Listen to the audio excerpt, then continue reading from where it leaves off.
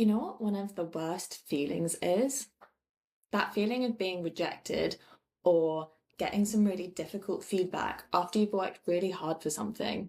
I remember opening my rejection letter from Cambridge and feeling heartbroken. And immediately I started to criticize myself, thinking I was never going to get in anyway. I'm not smart enough. I didn't work hard enough at the interview. The interviewers probably thought I was stupid because I made a really bad mistake. We are our own worst critics, and often that shows up when we haven't done as well as we would have liked in something, which is already painful in the first place. So in this video, I'm going to teach you 3 really simple tools to help you quiet the volume on your inner critic and develop more of a compassionate mindset towards yourself. And my name is B, short for BB, and I'm a behavioural scientist and competitive bodybuilder who's gone through my own mental health journey, recovering from PTSD, and then delivered life-saving therapy in clinical practice. And through that journey, I realised therapists are kind of gatekeeping some really valuable tools that should just be shared with everyone. These are tools that have been designed to literally save people's lives, and they can be applicable to any sort of behavioural change to help people not just learn how to survive, but to flourish in their lives and discover their true purpose. So if you're here to grow into alignment and nurture your true worth, I'm so pleased you found the channel.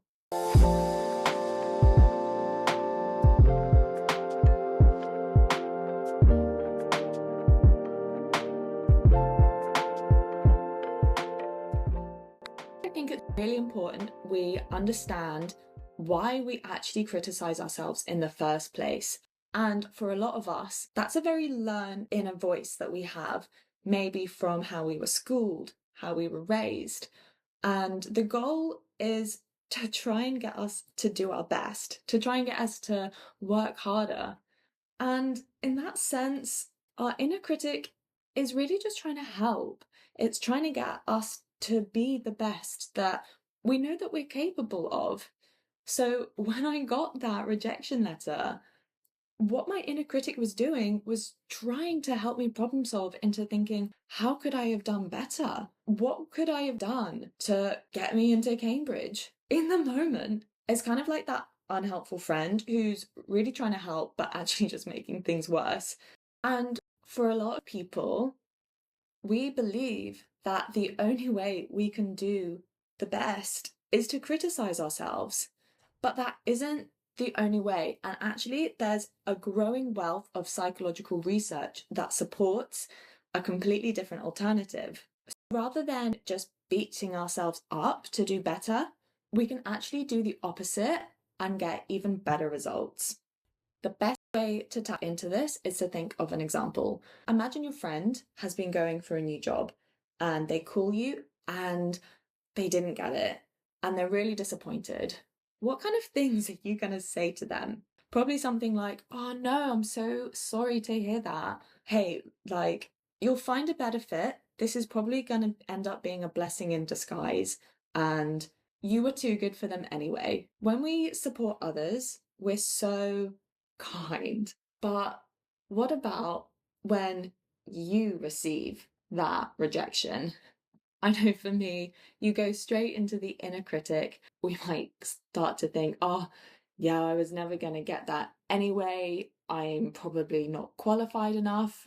I shouldn't have even applied. Maybe the interviewers thought I was really stupid. And you get stuck in this cycle of really beating yourself up. But the interesting thing is, when you think about what you want for your friend, you want the best for them, don't you? You want them to feel motivated to go and succeed in their next job offer.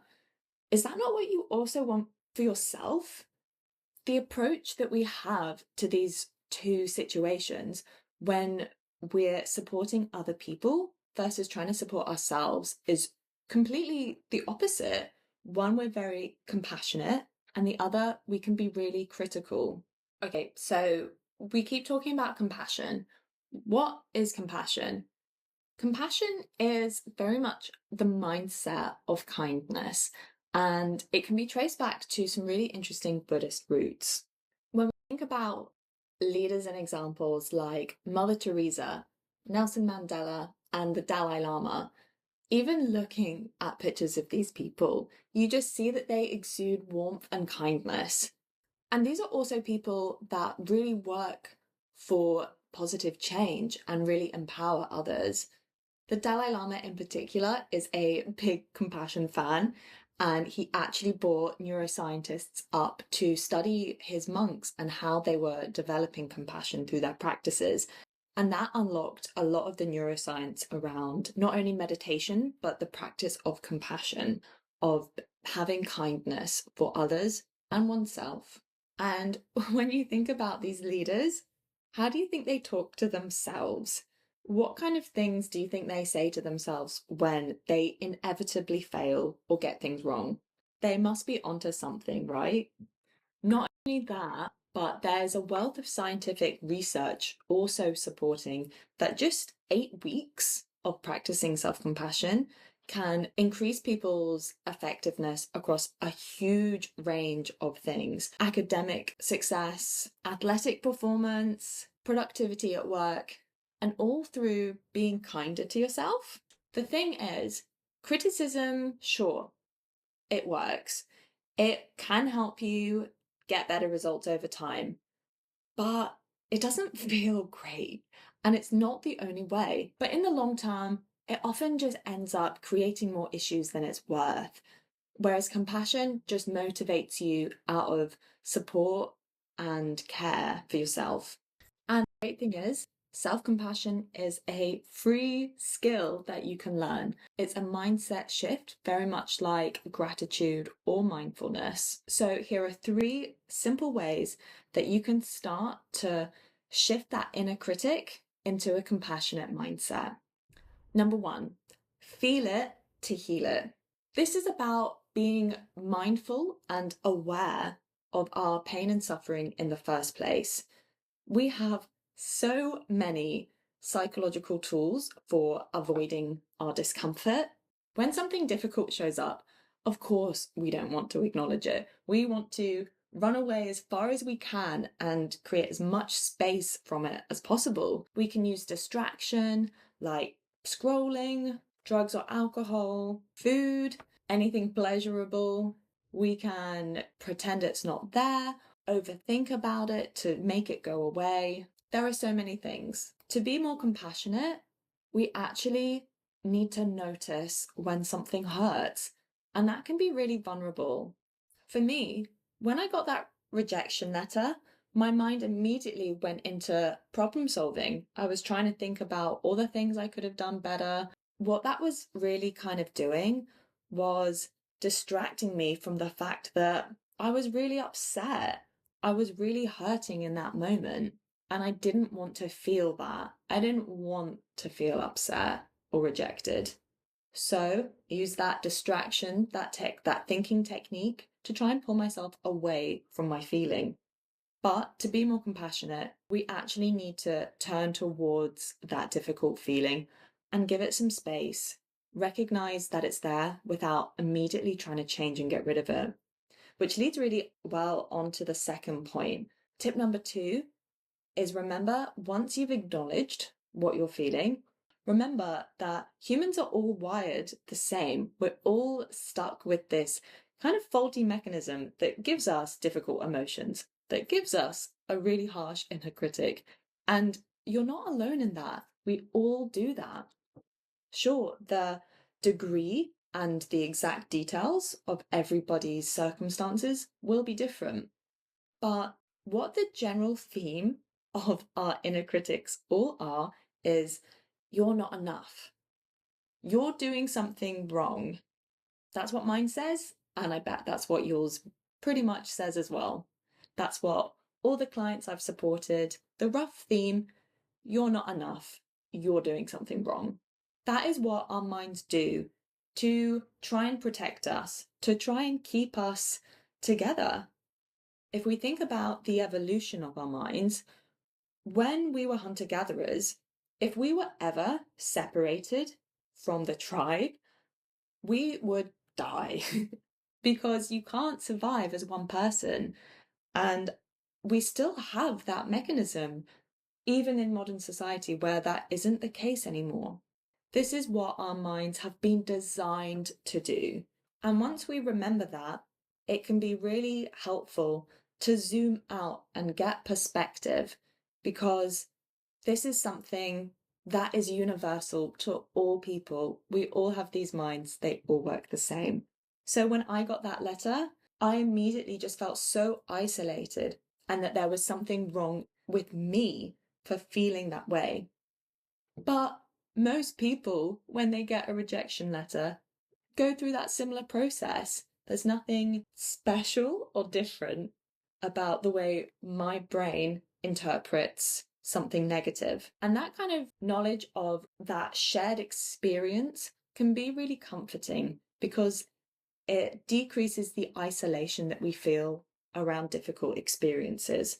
So once you've noticed that difficult feeling, remember, you're not alone in feeling that. It's so likely that somebody in your same circumstance would feel exactly the same way, because we all have the same biology that creates those difficult emotions and that inner critic. Another really great example of this is when you think of imposter syndrome. When you're trying something new, often you feel like everyone else has so much more experience, and I just feel like a fraud coming in and trying to do this. That isolates you away from everybody else, and you feel like you are the problem. Why is nobody else experiencing this as difficult? And it becomes very centered around your experience. Bringing your perspective back out to the wider experience of everyone experiences these difficult emotions at some time. There's nothing wrong with me for feeling like this in this way. It's actually pretty common that everyone experiences that at some point in their lives. That can be really comforting to just help you zoom out and give yourself a bit more context. So, number one, feel it to heal it. Number two, remember that we are wired to fail. And number three, ask yourself, what do I need right now to feel supported? And this is a tricky one. Developing compassion is like a skill, but go back to that example of your friend who's just had a rejection. What you're doing is essentially trying to think about, what do they need in this moment? Just ask yourself, what do I need in this moment? How can I be kind and support myself? This is really interesting in our biology, because for a lot of people, we don't even know what we need most of the time. But this element of kindness and compassion is a very deep evolutionary drive that all mammals have. And it's called our mammalian caregiving system. When you think about that instinct that you have, if you were to hold a newborn baby or stroke a beloved pet, that real kindness and care is a skill that you can learn to develop to give to yourself as well. So when you ask yourself, what do I need right now? Think about how you can soothe yourself and tap into that relaxed state. Think about this caregiving system. A really good way to embody that is to have a hug with a loved one or a pet. And when you feel this kind of connection and nurturing and soothing, that is the compassionate mindset, that kind of innate response that we have as mammals to nurture and protect each other. And when you're thinking about what can you do to be kind and support yourself, it's how would you hold yourself like this so that you're a little purring cat.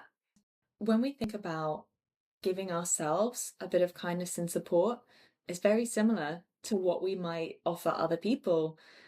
Some kind words of encouragement, or maybe even some supportive touch, giving yourself a bit of a hug. These are compassionate skills that help you tap into that biological drive to nurture and protect. And once you're in that kind of neurological system, it then becomes a lot easier for you to actually see a clearer path that you can learn from and do better next time when you're feeling supported. One ways that you can start to develop that is through practice.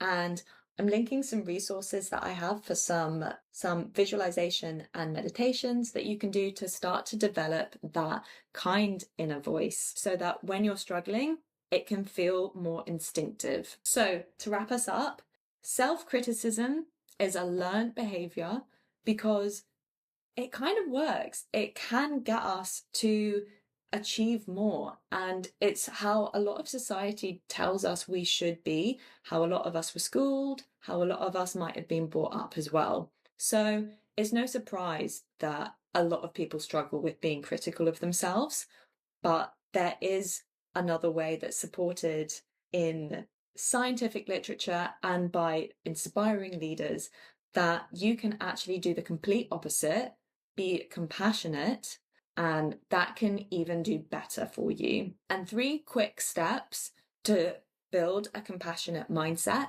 is number 1, firstly, acknowledge how you're feeling. Number 2, remember that that is part of the human experience. Life can be really shit, and you're not alone in feeling that. And number 3, develop skills that can help you be kind to yourself and recognize what you need in that moment, giving yourself a little bit of tender love and support, just like you would a friend. Thank you so much for sticking around and watching today's video. I hope you found it helpful, and we'll see you next time.